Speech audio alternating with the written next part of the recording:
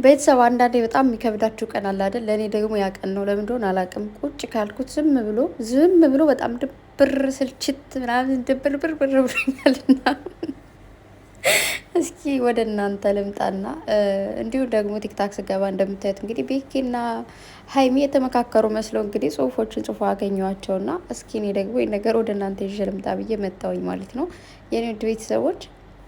ሰላም ሰላም፣ ውድና የተከበራችሁ የእሙ ቤተሰቦች እንኳን ደህና መጣችሁ። በያላችሁበት አለም ዳርቻ ሰላማችሁ ብዘት ተረፍረፍ ይበልልኝ። ላይክ፣ ሰብስክራይብ፣ ሸር ማድረጋችሁን አትርሱ።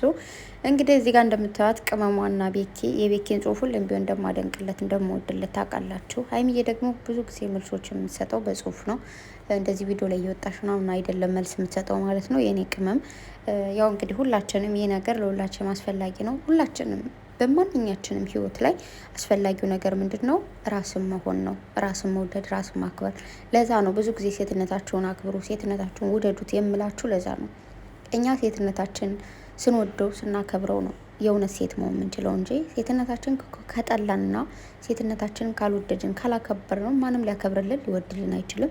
እኛም ደግሞ ምንም ልንቀበለው አንችልም። በህይወታችን ያለንን ነገር በሙሉ ጥሩም በሉት መጥፎ መቀበል ነው። ያን ነገር ስንቀበለው ነው ከሰው ጋርም ተስማምተን መኖር የምንችለው። እኛም ራሳችንን ተንከባክበን እንዲሁም ወደን መኖር የምንችለው። አንዳንዴ በዙሪያቸው ያለን ነገር ይህን እጠለዋለሁ ስትሉ በዙሪያቸው ያሉ ሰዎችም እናንተን የሚወዷቸው ያን ነገር ይጠላሉ። ለምን? እናንተን ላለማስደበር ላለማስከፋት ሲሉ ማለት ነው። እናንተ ደግሞ ይህንን ነገር ወዳሉ ስትሉ ደግሞ በዙሪያቸው ያሉ ሰዎች ደግሞ ያን ነገር መውደድ ይጀምራሉ ማለት ነው። ይህ የሰውኛ ጸባይ ነው። ስለዚህ እናንተ ደግሞ ሴትነታችሁን እናንተነታችሁን ከወደድን ማንም ሰው ሊወደን ይችላል ማለት ነው። እና ይህ ምንድነው ለማለት የፈለገችው? እውነተኛ ውበት ራስን ከመሆን ይጀምራል ብላለች። ኦፍኮርስ ራስን መሆን ነው የሚጀምረው ማለት ማናችንም። አንዳንዴ ብዙ ጊዜ የሆነ ሀሳብ እኛ ራሳችን አምጥተን ወይ ደግሞ እኛ ራሳችን የሆነ ነገር ልናደርግ ፈልገን ግን ሌላ ሰው ኖ ይህ ሀሳብ ልክ አይደለም፣ ሌላ ሀሳብ አድርጌ ቀይሬ ምናምን ሲላችሁ እሺ ብላችሁ የምትቀይሩ ከሆነ ምንም ጥቅም የለውም። ምክንያቱም ማንም ነገር እናንተ ያመናችሁበትን የፈለጋችሁትን ነገር ከማድረግ ወደኋላ አትበሉ።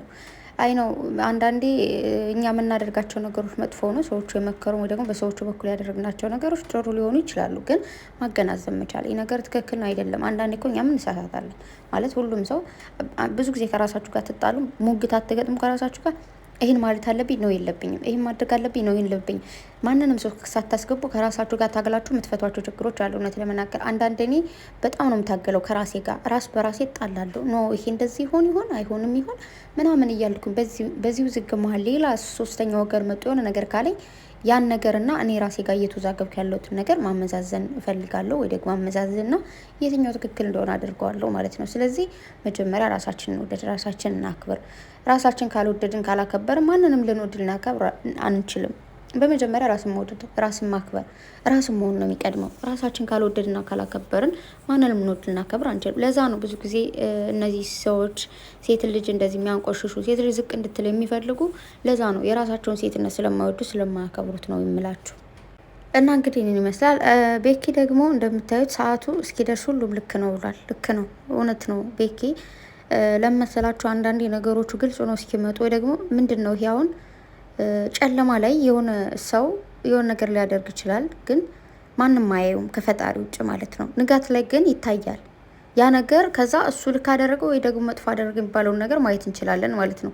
ልክ እንደዛ ደግሞ አንዳንድ ነገሮች ፍርዱ እስኪደርስ የሆነ ነገሩ እስኪደርስ ትክክል ነን ብለን እናስባለን። የሆነ ነገር የምናደርጋቸው ነገሮች ሁሉ ልክ ናቸው ብለን ነው የምናስበው። ግን ጊዜው ደርሶ ሰዓቱ ደርሶ ያ ነገር ያደረግነው ነገር መጥፎ እስኪሆን እስኪጋለጥ ያም ትክክል ይህም ትክክል ሁሉም ትክክል ነው። ለዛ ነው ደግሞ ብዙ ጊዜ እዛ ሜዳችሁ ትክክል ነው አትበሉ፣ እዚህ ሜዳችሁ ትክክል ነው አትበሉ። ታዲያ የትኛውን ውስጠት የምላችሁ ለዛ ነው።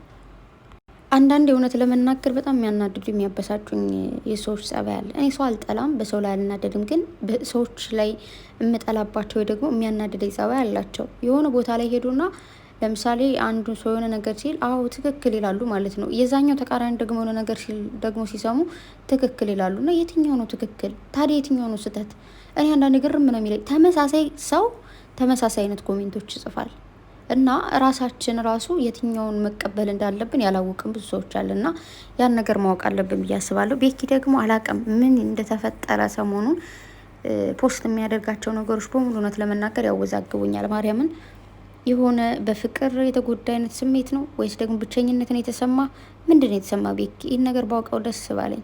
እና እጅህን ደግሞ ተሻለ ወይ ወንድሜ? ያው ባለፈው ራሱ ፍፄን ሀይሚና ፍፄ ቪዲዮ ሲሰሩ ልክ እንደነ ቤኪ እንደነ ምናምን የሚመቷሉ ምናምን እያሉ ሲያወሩ ውይ እሱንማ አልመታውም እጁን አሞታል ሲል ነበር። እና ያው እጁን ቲክታክ ላይ እንዳያችሁት በጣም ከባድ ነው ምናምን ነገር። የእጅ ህመም በጣም ከባድ ነው ከምላችሁ በላይ ታመሜም ስለማቅ ስሜቱ ይገባኛል። እና አይዞን ቤኪ እግዚአብሔር ይማረ እና ብቻ ምንም አይነት ውስጡን ፈጣሪ በደፈነው ሰላሙን ያወርድልህ።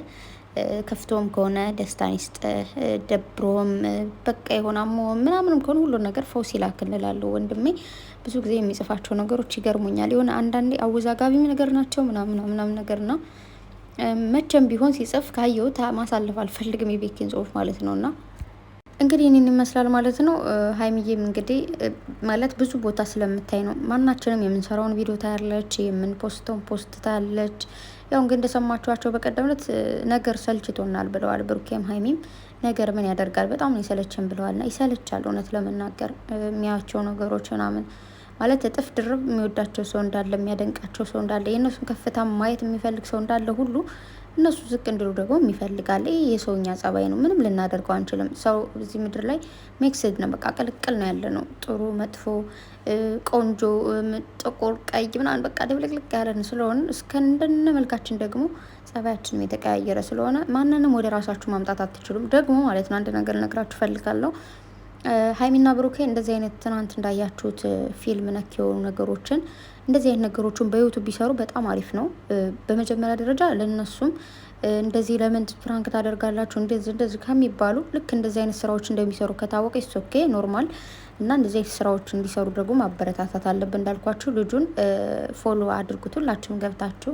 ሀይሚና ብሩኬንም ደግሞ በዚህ በኩል ኑ ብለን ደግሞ ሁላችንም ቲክታክ የምትሰሩ ጎበዝ ናችሁ ስታቀነባብሩ ምናምንና እናንተ አቀነባብሩ ሚሽን እያደረጋችሁ ሀይሚንም ብሩኬንም ማለት ነው። እና በዚህ በኩል እንዲሰሩ አይነው ግን ድካም አለው እውነት ለመናገር የሆነ ሜካፕ መሰራቱ ምናምን እንደዚህ ልክ የቆሰለ ሰው ለመምሰል ምናምን ልብስ መቀያየር ምናምን እንደዚህ አይነት ነገሮች ያደክሟቸዋል። ግን ቢያደክማቸውም ደግሞ ውጤቱ የተሻለ ነው የሚሆነው ለነሱ ማለት ነው። ገባቸው ወደ ብዙ እንትኖች ራሱ ተደራሽነት ይኖረዋል። ወደ ፊልም አክቲንግ መግባት፣ ወደ ድራማዎች እንደዛ አይነት አጋጣሚዎች እንዲኖርላቸው ያደርጋል። ያው እኛ ደግሞ ከፍ እንዲሉ የምንፈልግ ሰዎች ስለሆን ሁሌም ከጎናቸው እንድንሆንላቸዋለሁ። በተረፈ እንግዲህ ሀይሚዬን በርችልኝ፣ ቤኪም አይዞን በርታ። ብሩኬ ጋም እንግዲህ ያለው ነገር ታውቃላችሁ ደስ የሚል ሁኔታ ላይ ነው ያሉት እና ዛሬ ደግሞ በብሩኬ ቤት ይመጣሉ ማለት ነው። ሰብስክራይብ ማድረጋችሁንም አትርሱ። እና ብዙዎቻችሁ ማይሆን አስተሳሰብ የምታስቡ ማይሆን ነገር የምትሉ ደግሞ ከዚህ ነገራችሁ ተቆጠቡ። ስወዳችሁ ተረፍ በጣም ነው የምወዳችሁ፣ በጣም ነው የማከብራችሁ የኔ ውድ ቤተሰቦች። በሌላ ቪዲዮ እስክንገናኝ ሰላማችሁ ይብዛልኝ።